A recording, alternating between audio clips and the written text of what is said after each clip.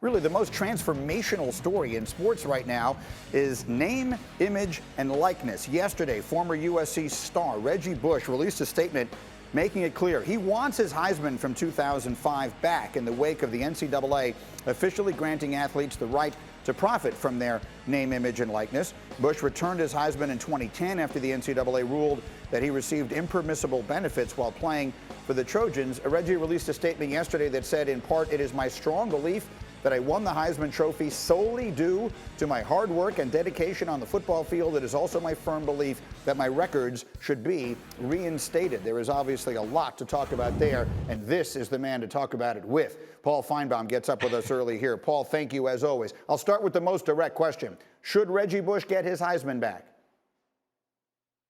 Yes, he should get his Heisman back. And Greeny, we're not in a court of law here. We're giving opinions based on what we know, and very, very rarely does the NCAA go back retroactively. They're not going to in this case, but the Heisman Trust can. It is within their power to say, you know what, after further review, he deserves the Heisman Trophy, and I think they should do that. And I think it would send a tremendous message across the country, if not the world, that things have changed, and have they ever after yesterday? Well, so in his statement yesterday, he suggested that the Heisman Trust, which to your point, can do whatever it wants. The Heisman Trust is an independent entity. No one is telling them what they can and cannot do. He, in his statement, made it very clear. They're suggesting that, at least at this moment, they are not inclined to do so. What is your reaction to that? Well, I think they're caught off guard. I mean, this is not a group of people that is very nimble. I mean, they are the Heisman Trust, and if you've been there, and I know you have, they're still living in maybe another century, forget another decade.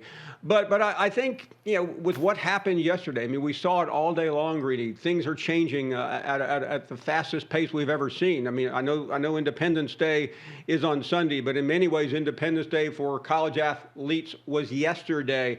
And I think it would just be magnanimous of an organization that is truly, you know, in rarefied air in what we look at. It's the most respected and venerable award in all of college football.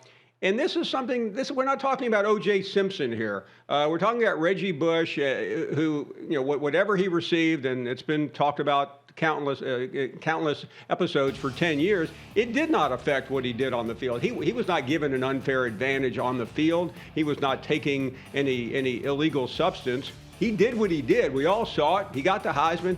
Now give it to him back. I mean, it's really not hard. It's a matter of getting a group of people together in a boardroom and having a vote and doing the right thing. And very quickly, Paul, and this isn't a very quick answer, but in sort of summing it up, what impact do you think this has on the competitive nature of big-time college sports as we know them? That seems to be some people's concern, that this will create greater advantages for the haves or for some people versus others, that there'll be a competitive issue here. What is your perspective? Greeny, I think the competitive advantage has already been there because of a subject we talked about ad nauseum here, and that's the college football playoff. That has now been changed, at least in 2 years or in 5 years. But for all the competitive advantages the big-time schools are getting, the stories yesterday were heartwarming about young people who have never gotten anything and never would get anything. And I think we just have to accept the good with the bad, that a lot of people yesterday are prospering from it. And I think that's the thing we have to remember, not whether Alabama wins another national championship because of recruiting. Thank you for watching ESPN on YouTube. For live streaming sports and premium content, subscribe to ESPN+.